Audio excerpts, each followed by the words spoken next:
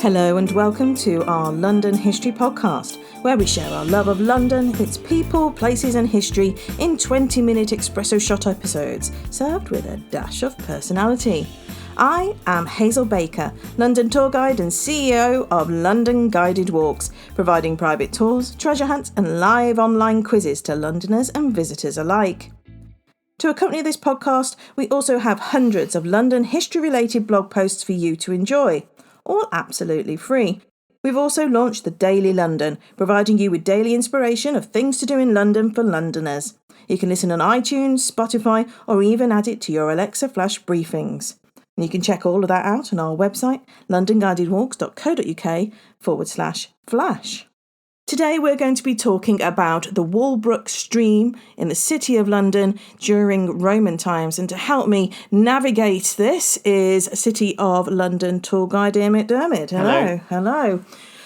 Okay, so we know the Walbrook stream began as springs in modern-day Islington and Shoreditch and flowed through central London, reaching the Thames by Cannon Street Station. Ian, to help those who aren't familiar with the Walbrook or indeed the City of London, would you want to pinpoint the Walbrook a little bit closer? Yes, well, the first thing to say, obviously, that it is one of London's hidden rivers, so it's been covered up for a very long time now. In fact, by the end of the 15th century, it was getting incredibly narrow and was pretty much covered over for its entirety. It begins to the north of the city in what was Moorfields, and then ran southwards. And when we say it began round there, the beginnings of the Walbrook covers a very wide area, and it's a very diverse thing to describe, because actually it's not really one stream, it's several streams coming from several springs. And those several springs then come together a bit further south and form one stream in what we term the Middle Walbrook. And the Middle Walbrook ran under where now the Bank of England is, and then it ran further south onto what is now underneath the Bloomberg building, formerly Bucklersbury House, before Bucklersbury House was pulled down. And Bloomberg building is on a road called Walbrook, and Walbrook Road is a little to the east of where the Walbrook ran, and then it ran down to the Thames, and its mouth was there on the Thames near Cannon Street Station. So as I was saying, this is completely hidden, and this is one of those sort of fascinating historical aspects to London when you can't really see anything of what you're talking about, but you're talking about something that was of immense importance. So, as I was saying, we can divide the Walbrook stream up into three parts. I should actually say that it's only a mile long, so we're doing a podcast now on a kind of trip down a river, and it's a bit like doing or watching one of those BBC documentaries when somebody like Michael Palin goes down the Nile or the Danube. A bit similar, except that our river, or stream more properly, is only about a mile long. So the northern parts of this, as I said, cover quite a wide area, and this is the Upper Walbrook. And we've got to think of a series of, as I say, small streams fed by springs. And when the Romans arrive in London, this area is very, very marshy. And they begin to develop it around 90 to around 120 it gets going AD. And so this is a bit after the first Roman settlement of London. They conquer in 43, and the first bit of archaeology, which we'll probably come to a bit later, is 47 AD. And the thing that distinguishes this area in terms of archaeological finds is industrial activity. So this is the part of Roman London where industrial activity was most concentrated. And we're talking about finds of leather working, metal working, glass working, and also pottery as well. And so I was saying earlier that for me, one of the interests of this is that there's not much to see and you've got to recreate it in your imagination. I remember walking up Moorgate a few weeks ago and just making a mental note of 20 to 24 Moorgate, which is on your left as you walk up Moorgate towards the Bank of England. I say walk up, that's heading in a southerly direction. And this is a completely unremarkable building. They put it up in 1999. They did the archaeology underneath there, and they found the remains of Kilns. So to me, that's kind of really interesting. Hazel, you've been interested in the Crossrail excavations. Yeah. Could you explain where they were and what they found? Yeah, so the Crossrail excavations have been doing the Broadgate and the Liverpool Street one. That's what I've been reading up about. And it's really quite fascinating. So in modern day maps, Blomfield Street is where the Walbrook would have originally ran. In Roman times, don't forget, public buildings would have been onside the main roads leading out of the city. It was a legal necessity and also the custom to bury dead outside the town boundaries. So I think you know where I'm going with this one. And Walbrook was a fast-flowing stream and the area was prone to flooding. Cemetery areas nearest to the stream's tributaries must have been constantly waterlogged, and that's good for finding finds. And the pastures that weren't used for cemetery sites were used for military horses. Yeah, how do they know that? Oh, well, by the bugs that they found in the soil. They're called decomposters, and they're associated with stable waste. Oh, okay. Yeah. Now, one of the things I remember reading about the Upper Walbrook is, I think a bit before when you're talking about, is the exposure of bodies in the rebeds in the Iron Age, carrying on into the Roman Age. And you mentioned that the stream is fairly fast flowing. In the Lower Walbrook, they found a lot of skulls, and when these were found, it gave rise to some fanciful theories about battles, and whether during the Boudiccan revolt, and I think some modern scholars maintain that they could be people who were executed during the Boudiccan revolt.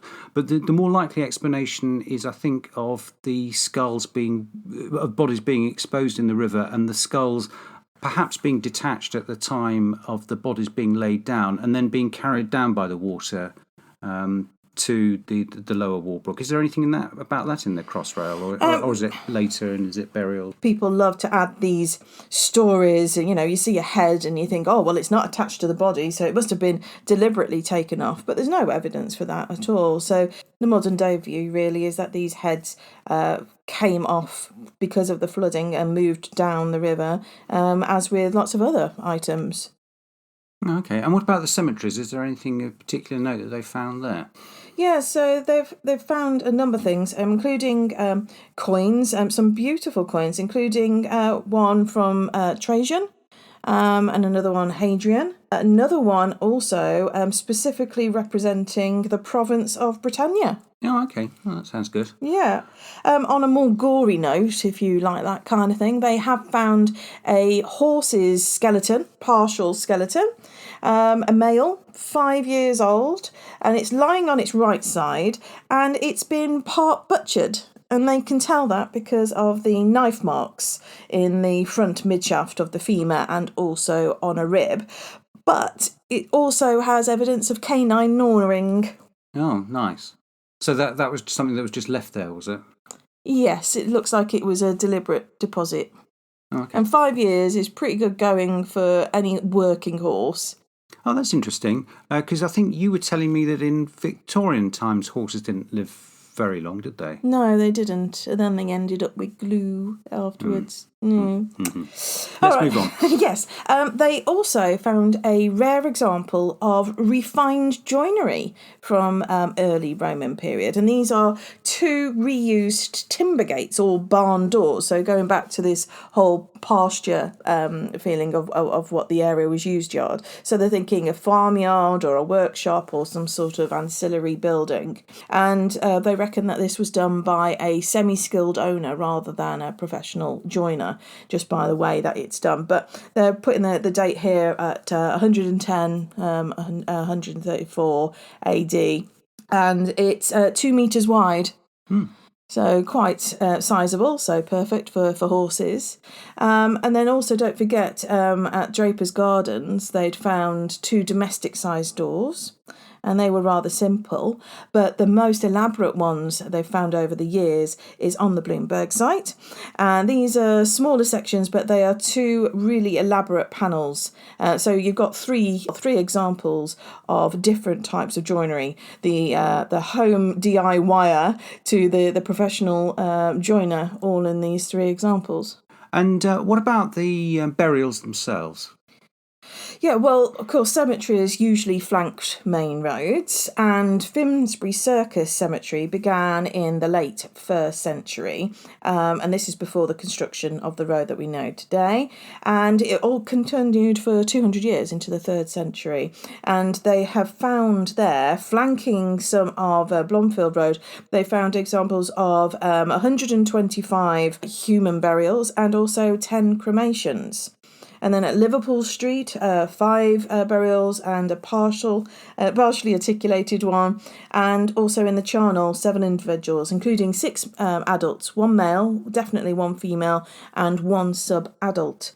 And because they were found not as whole bodies in charnels along the side of the road, they're thinking that maybe the cemeteries were actually tidied up and these deposits were left in there. The bigger bones and also the foot bones were missing. That's a bit weird. Yeah, why is that, do they think? No idea. Maybe good luck charms? I don't know. Oh. So grave goods were found in smash pots, and some of the most beautiful ones were polychrome cable bracelets and also 2 bone hairpins. Also a probable iron medical instrument. So maybe he was a doctor. An iron stylus and also 2 iron slide keys. And mixed into all of this were 199 animal bone fragments. So what animals did they find there then? Well, mainly cattle and sheep and goats and pigs, dog, chicken, and then they also found single fragments of goose, roe deer, cod and horse. Good mixture. Shall we move to the middle Walbrook then? Yes, and this really, we can begin to talk about why the Walbrook is so important. And it's important because it's an incredibly rich archaeological area.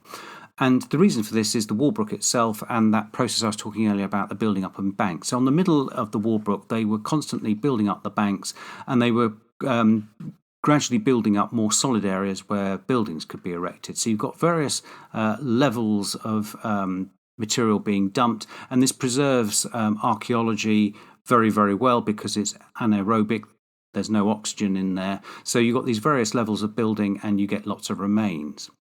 And it's also very important for the history of archaeology because Bucklersbury House, which I was talking about earlier on, which was a huge building put up in the 1950s.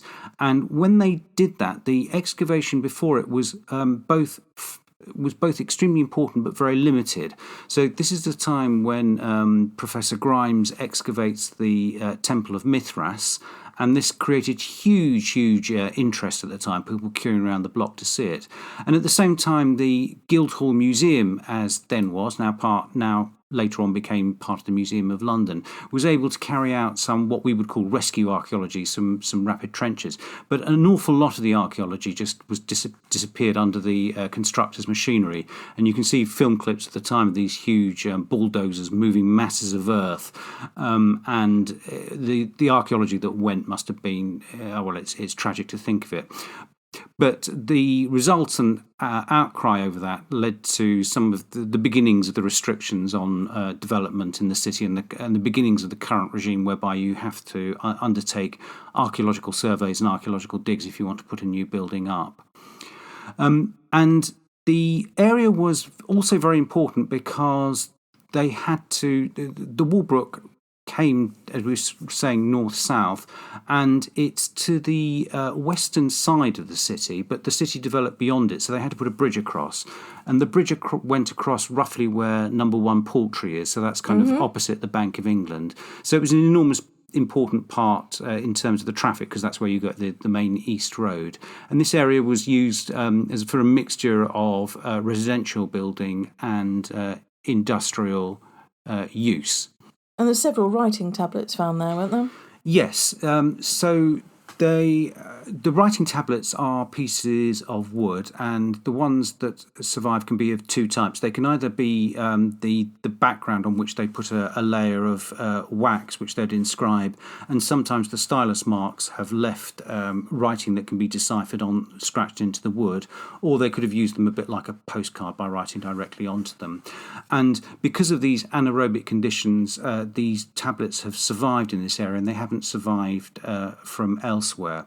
So number one Poultry was excavated in the 1980s when that building goes up, and they find some fascinating tablets there.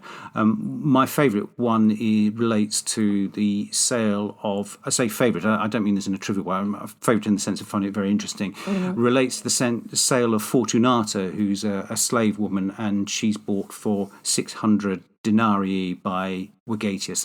That's a very interesting one. I remember you mentioning that one on your Roman London tour as well, don't you? Yeah, that's right. It's interesting because Wegatius himself is a slave, and his owner is a slave, an imperial slave. So you've got a slave being bought by a slave of a slave, which is very interesting.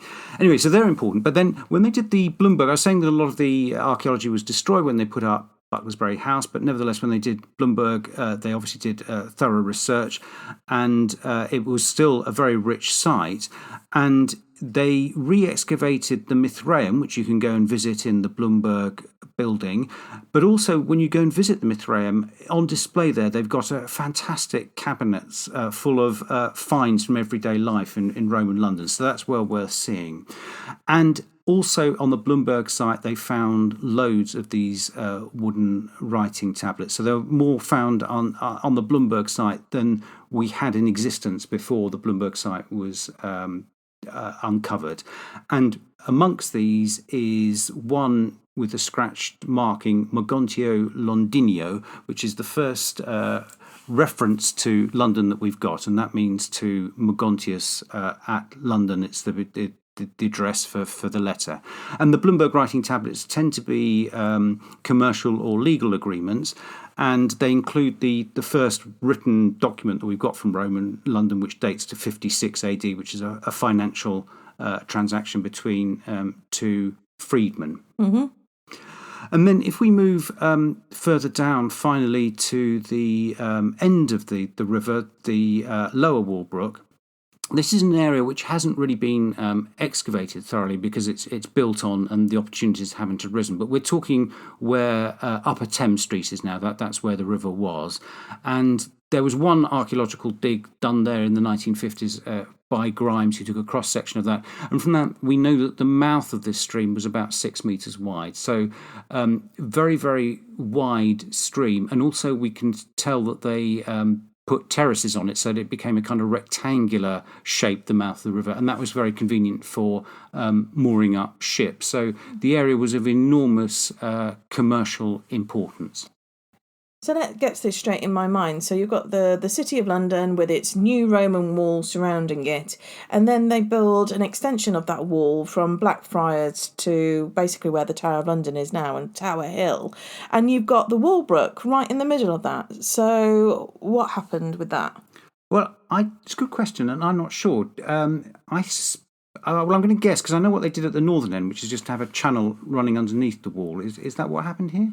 Well, one would assume so. So I do know that they made some provisions to allow drainage through the wall, but I think that's from the 1950s dig with, what's his name? Grimes. That's right, him. Yeah. So what Hazel's talking about is in around 275 they build a riverside wall. The previous to that the walls had just gone around the landward part of London, and one implication of this wall is that the Walbrook then ceases to be used for commercial activity, and indeed it must have been very difficult for London as a whole to operate as a port with this new wall in place. Excellent. Well, thanks for the tour of the Walbrook. Oh, my pleasure. That's all we've got time for now. Don't forget, Ian does provide a Roman London tour for you to get your teeth stuck into Roman London a little bit more. Many thanks to Andy, who has suggested a Rock and Roll London podcast. We will put that one on the list.